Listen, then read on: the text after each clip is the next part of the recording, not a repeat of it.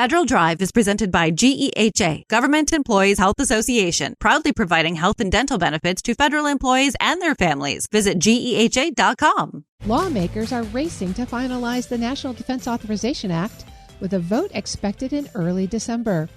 At the same time, 9 appropriations bills remain unresolved after the shutdown deal, and the Senate is preparing for a high-stakes vote on healthcare premiums before year's end. Loren Duggan, Deputy News Director for Bloomberg Government, is here with what to expect when Congress returns after Thanksgiving. Loren, it's great to see you. Thanks for having me. There's so many headlines coming out of Congress, I can't even keep track. But let's get to funding. Rumor has it that the NDAA is going to get a vote soon. What are you hearing?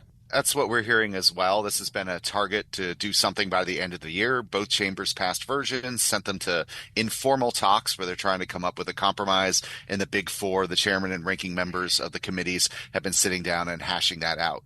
We first need to see text. They'll come up with an agreement and post this text. We'll be poring over it and seeing what it says. And they had hoped for votes in early December once they all get back to town after Thanksgiving and get that through and on to President Trump, because it is a big bill every year. They always do it. No one wants to fail at doing it. And so we're likely to see a compromise and some votes in December on that.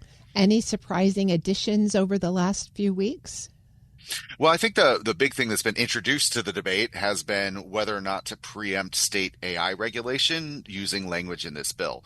That was something that had come up in the summer around the reconciliation or the One Big Beautiful Bill Act, where they had inserted it in the House, took it out in the Senate, and it's come back as an issue and would talk around maybe a draft executive order on AI policy or some sort of legislative language to address that. So that's been one of the things that's come up. And, the bill like that always attracts everything from contracting policy to defense questions to war and peace and things like that. So, I think the compromise that comes out will have broad support among the folks who need to vote on it. So that might mean some things drop out of the conversation, but we haven't seen, until we see that language, we won't know what makes the cut. Well, it's good to hear that it's moving forward on that end of the year timeline. Let's move to appropriations bills. When we got the shutdown settlement, we got a small minibus of bills with full year appropriations.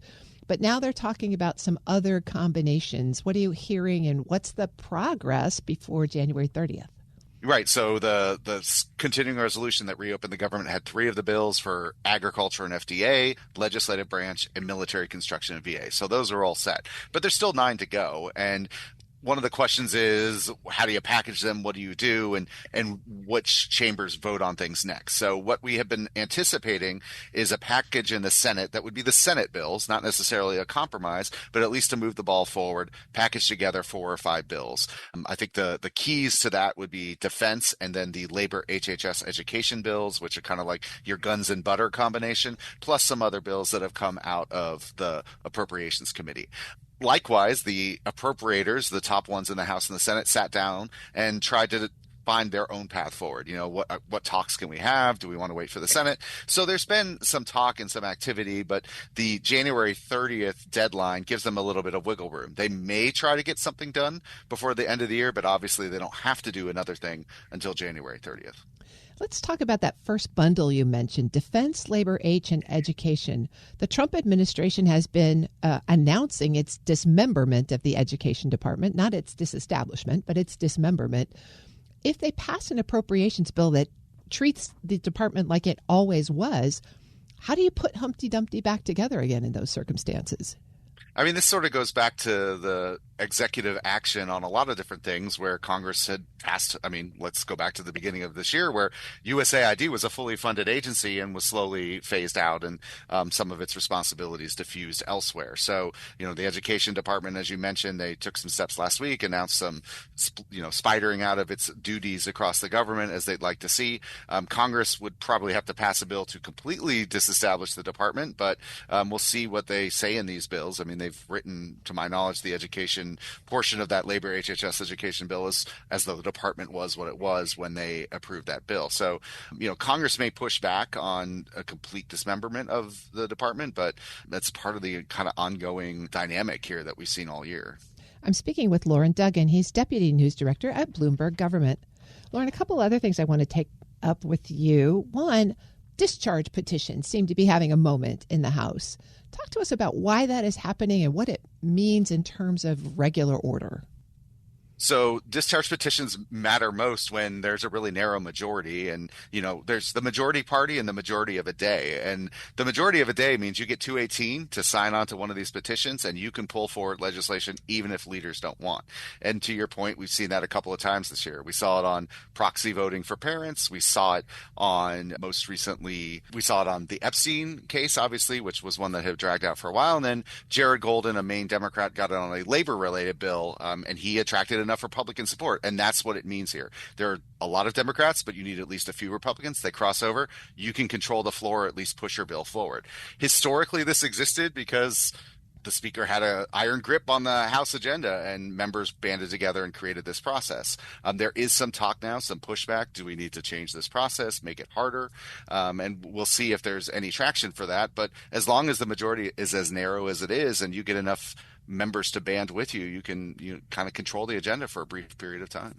Well, it does at least seem to be moving some things forward. It definitely is moving things forward. I mean, the Epstein vote had been wanted by people for a long time, and then they finally got it. And what was even more interesting there is you went from like a bare majority signing on to the discharge petition to all but one of those who voting yes in the end. So, the dynamics there are really interesting. So there's one more topic that I want to take up with you, and it bundles several recent headlines together. We had a federal judge who ruled that Trump's deployment of the National Guard in the District of Columbia was illegal.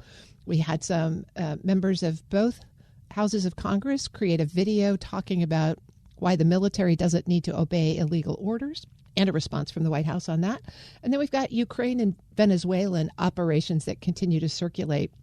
I don't want to dig into any of those specifically, but collectively, Congress has a responsibility here when it comes to military operations and deployment.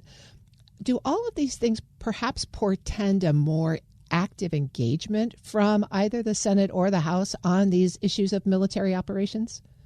I mean, we've seen some of that. Obviously, there's pushback a lot of times from Democrats on what this administration is doing, but there is Republican pushback as well. We've seen that on some of the foreign policy questions, whether it's tariffs or attacking Venezuela, preventing an attack on land in Venezuela, dealing with the boats. So Congress is asserting itself in some places, but, controlling the hearings right now, that's all Republicans. And if they want to avoid a hearing that would perhaps raise some of these questions. But at the same time, if you get a nominee for a defense job in front of some senators, they may ask some tough questions, and likewise in the House. So I think we'll see some discussion, some pushback on some of these things. The defense debate that we've talked about having both on the spending side and the authorization side, there could be discussion around all those topics in there as well. So, we see Congress asserting itself in different ways, and outside of Congress too, using social media channels, using the media to get their message across or try to push back on what they don't like. So what are you anticipating will be at the top of the agenda when Congress gets back after the Thanksgiving holiday? One thing that's going to surge back is this ACA enhanced premium tax credit issue, how to prevent increases in what people are paying for their health insurance under Obamacare. Going into the recess, there was no consensus. They're going to try to push for it. Senators agreed to vote by the end of the year on something. We'll be looking to see what that something ends up being. But that's really driving a lot of the discussion on and off the floor right now. I'm speaking with Loren Duggan, Deputy News Director at Bloomberg Government. Loren, thanks as always. Thank you. We'll post this interview at federalnewsnetwork.com/Federal Drive. Hear the Federal Drive on your schedule. Subscribe wherever you get your podcasts.